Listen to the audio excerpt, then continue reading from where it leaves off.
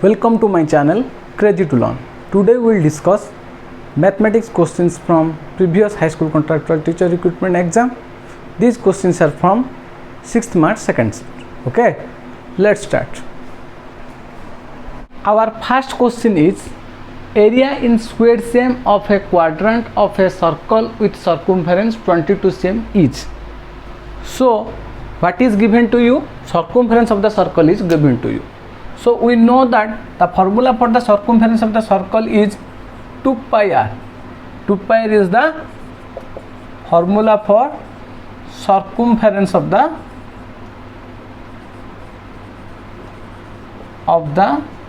circle. Okay, 2 pi r is equal to given to you 22 cm. So just put the value 2. What is the value of pi? 22 by 7 into r is equal to 22. Okay, then r is equal to 22. 7 is divided in left side, so when you will take to the right side it will be multiplied. Then 2 is multiplied, when you will move it will be divided, and 22 is also multiplied, when you will move it will be divided. So 22 cancel, we will get radius is equal to 7 by 2. Okay, as it is given to you cm, so it is also cm. Clear? Now we got the radius, but it is asked to you area of a quadrant. So what is the meaning of quadrant? If you take a circle like this and divide it into 4 parts, equal 4 parts, then each part is called the quadrant of the circle. Okay, each part is called the quadrant of the circle. If you take a circle and if you divide the circle into equal 4 parts, then each part is called the quadrant of the circle. Okay, so what is the area of the quadrant? So area of the quadrant of the circle is 1/4 of the area of the circle. Okay, so area of a quadrant of circle is equal to the 1/4 of the area of circle. Okay, so what is the area of the circle? Area of circle is equal to, we know the formula is pi r square. So what is the value? Pi, value of pi is 22 by 7, r square, the value of r is 7 by 2, r square means into 7 by 2 into 7 by 2. Okay, cancel 7, 2 when cancelled with 22 we will get 11. So 11 into 7 is equal to 77 by 2. So this is the area of the circle. Area of the circle. As the radius we got in cm, so area is we will get in cm square. So now what is the area of the quadrant of the circle? Area of the quadrant of the circle is 1/4 of the area of the circle. So 1/4 into what is the area of the circle? 77 by 2. Okay, so now just multiply both these fractions. Multiply numerator with numerator and denominator with denominator. 77 into 1 is equal to 77. 4 into 2 is equal to 8. And cm square, area of the circle is cm square. So 1/4 of cm square is cm square. Okay, 1/4 of the area of the circle. That means it is the area. So what is the unit of area? We know area, unit of the area is cm square.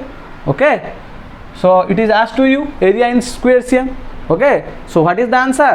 The answer is 77 by 8 cm square or square cm. All you are clear? Question is 1 hectare is equal to 10,000 meter square, 100 meter square, 1000 meter square, 10 meter square. So what is hectare? You should have to remember directly. Hectare is the area of a square whose sides are 100 meter. Okay, we know the prefix deca, hecto, kilo, mega, giga, tera, peta. Okay, you all know about the different prefix. When added, the power will change in physics. Okay, so similar way hecto is 10 to the power 2. So in this way you can remember. Okay, so hectare is the area of square whose sides are 100 meter. Hectare is the area of square whose side is 100 meter. Okay, if side is 100 meter of square, then area is equal to area is equal to side square.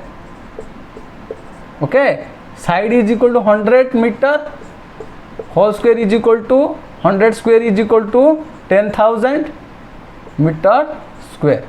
Okay, so what is hectare? Hectare is the area of square whose side is 100 meter. Okay, so what is the area we are getting here? 10,000 meter square. So 1 hectare is equal to 10,000 meter square. Remember, you can remember directly, 1 hectare is equal to 10,000 meter square, and this is the concept behind why it is equal to 10,000 meter square.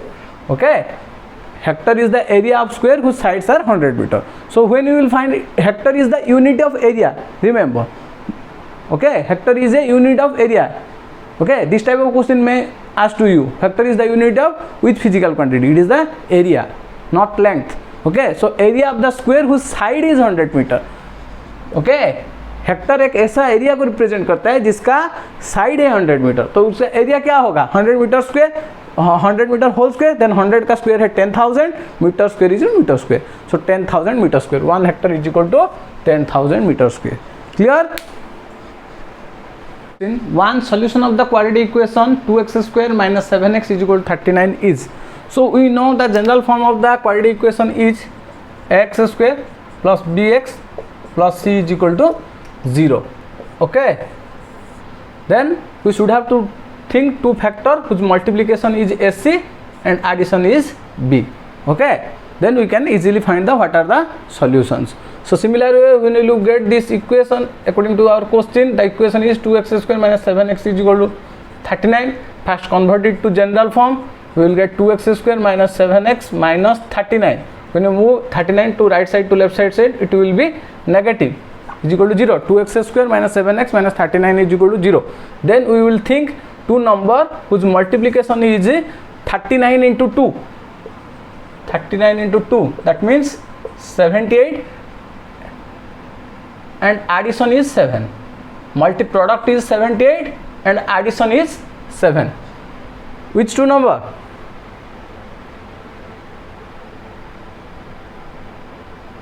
So we should have to think two number whose product is 78 and addition is 7. So how will you find? Just to factorize 78, we will get 2, 39, again 3, 13. So 13. Okay, the two numbers are 13 and 3 into 2, 6. Okay, 13 into 6, we will get 78, and minus 13 plus 6, we will get minus 7. Okay, clear? So put the values, we will get 2x square minus 13x plus 6x minus 39 is equal to 0. Just take what will you get common? X is equal to just change it like 6x minus 13x. Okay, so just take 2x, we will get x plus 3, and when we will take common, we will get here x plus 3 is equal to 0. Okay, so what the common we will get? X plus 3, one factor, another is 2x minus 13 is equal to 0. So 1 x plus 3 is equal to 0, then x is equal to minus 3, one factor, and another is 2x minus 13 is equal to 0. So 2x is equal to 13, x is equal to 13 by 2, another factor is 13 by 2. So which vector? This minus 3 factor is given to you, so option D is the correct answer. Otherwise, just putting the values, direct put these values in the equation. If it is satisfied, then which is the answer. Okay, just in the place of x, just put 5. So 5 square 25, 25 into 2 50 is 7 into 5 35, 50 minus 35 is equal to 15. So 5 is not satisfied in this equation, so this option is wrong. Then check for the 4, then check for the 2, then check for the minus 3. In the case of minus 3, we will get 2x square minus 7x is equal to 39. So minus 3 is the correct answer. Clear? Next question, if A side is given to you 1, 2, 3, 5, B side is given to you 5, 6, 7, then what is A minus B? and we know a minus b. What is a minus b? What is a minus b? A minus b is x belongs to a and x does not belongs to b. That is called a minus b. So you have to find out the set which contains the element which is present in a but not present in b. The element which is present in a but not present in b. So this 6, 7 present in b, so it is not the answer. 2, 3.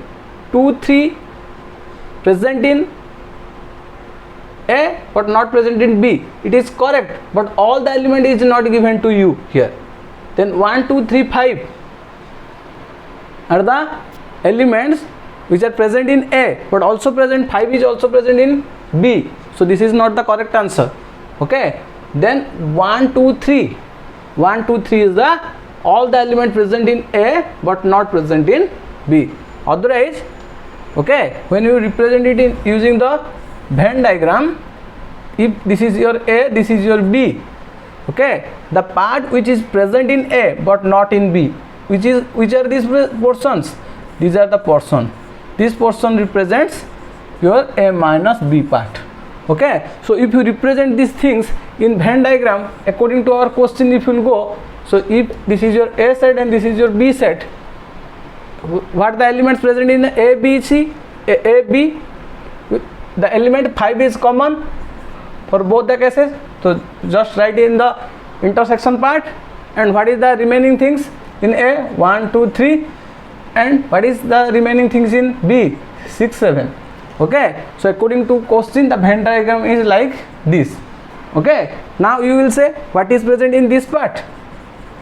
This part, what is present? 1, 2 and 3. Okay, so option D is the correct answer. Okay, option D is the correct answer. Otherwise you just think, if you in your mind you can calculate the element, all the elements, not the some elements. You have to find out all the elements which are present in a but not present in b. Okay, so in or another way is just find out the intersection part between a and b and remove those things from the a set. The remaining things will be your a minus b. जैसे कि हम ये question में देखेंगे तो what is the common part? The common part is only 5. The common element is only 5. Just that remove the common element from the a set. 5 remove 5. What is the remaining thing? 1, 2, 3. So 1, 2, 3 is your answer. Clear?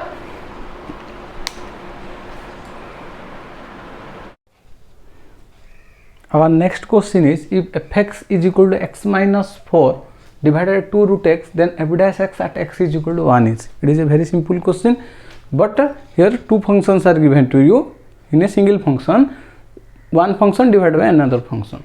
So you have to know the formula, the derivative of d by dx of fx by gx. What is the formula? The formula is gx into f dash x minus this is numerator, this is denominator. Denominator constant, derivative of the numerator minus numerator into derivative of the denominator divided by denominator whole square. Okay, so if you will take if you will put this question in this formula, we will get fx is equal to x minus 4 and gx is equal to 2 root x. So we need f dash x means derivative of x minus 4 we needed and 2 root x. So just now think fx is equal to, in our question the fx is given differently, but now I am taking like this, let, okay, fx is equal to x minus 4, then f dash x is equal to derivative of x minus 4 is equal to derivative of x. Okay, derivative of x is equal to dx by dx is equal to 1 minus derivative of 4 means constant is equal to 0, 1 minus 0 is equal to 1. Then if you will take gx as 2 root x 2x power half, you can write like this. Okay, so g dash x is equal to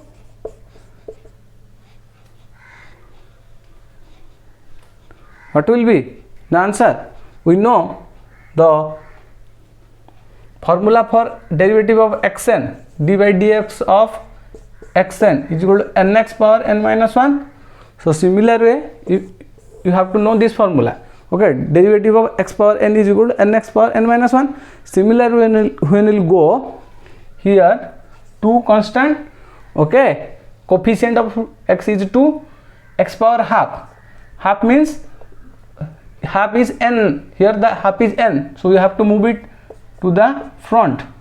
Okay, so 2 into half x power half minus 1. So 2 into half cancel 2 x power minus half, we can write like 1 by x power half. So it is 1 by root x. So derivative of 2 into x power half is equal to 1 by root x. Okay, now we will put the above things in the equation. What will you get? Gx, what is the value of gx? Gx value is 2 root x into derivative f dash x. What is the value of f dash x? 1 2 root x into 1 minus fx. What is fx?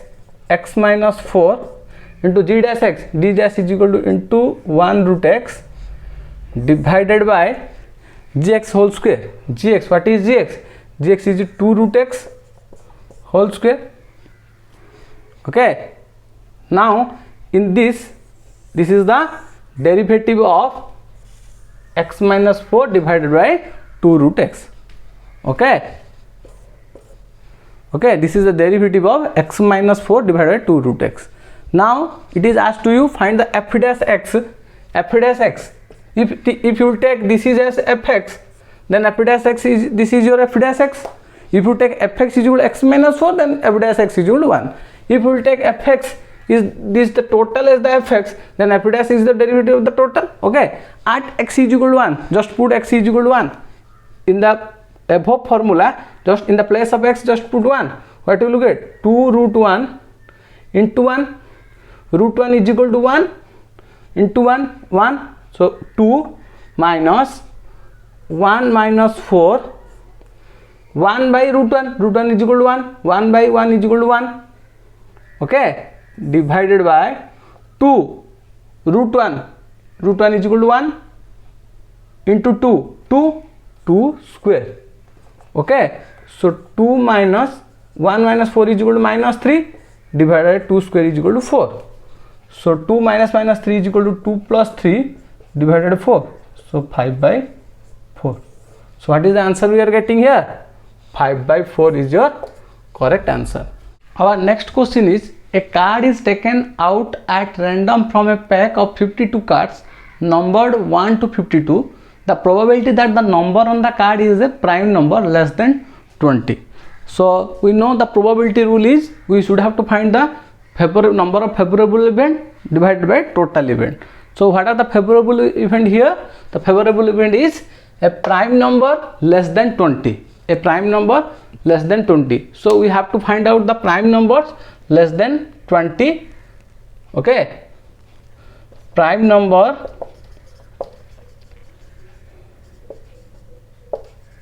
less than 20. What are the prime numbers less than 20?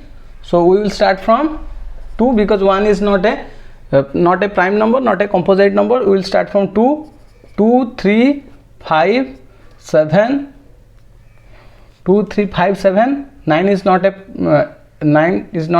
prime number, it is a composite number. 10, no, 10 is not a prime number. 11, 13, 14 not, 15 not, 16 no, 17, then 19.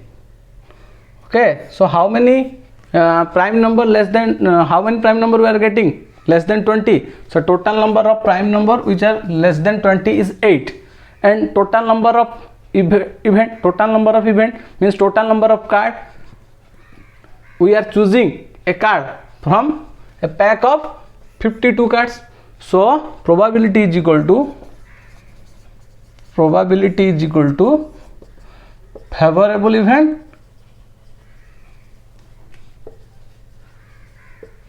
divided by total event. So the favorable event we are getting 8 and total event is 52. Okay, so cancel it. 4 into 2 8 sorry 14 4 into 2 8 4 1 4 into 1 4 12 3. Okay, so what we are getting when you simplify, we will get 2 by 13. So option A is your correct answer. Okay, the next question is, which of the following is true? Okay, it is asked to you, A union B is equal to B minus A. If you will draw the Venn diagram, you know A union B is the, if it is A, it is B, then A union B is the total part. Total is called A union B, but B minus A means only this part.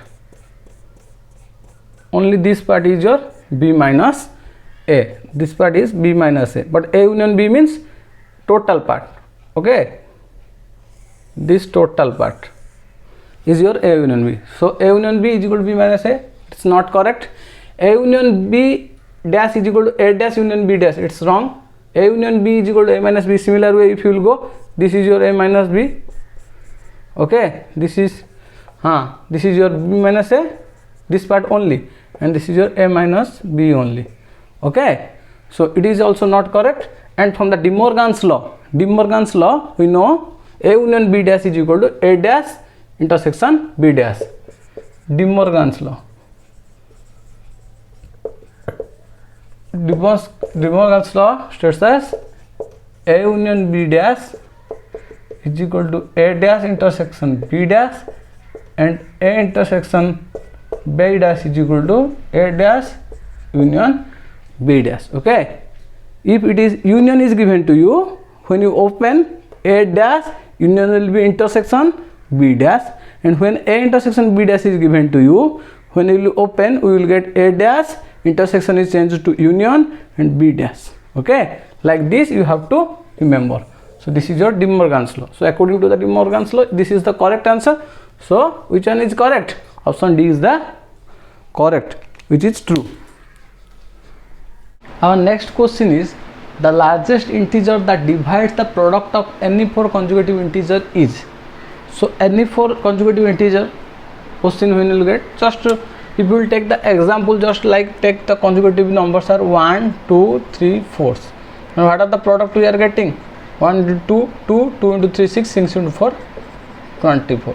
So confirm it is what the number you will take in every cases. If you will take 4 consecutive integer, then each and every case you will get the multiple of 2 3 and 4, because if you write the next after 4, if you write next 4 consecutive numbers, what are the consecutive numbers? 5 6 7 8. So confirm you will get a multiple of 3, a multiple of 2, and multiple of 4 or 2. Confirm. If you anyway, when you will write 4 consecutive number, in each and every cases you will get, out of these 4 consecutive number, there must be multiple of 2 3 and 4.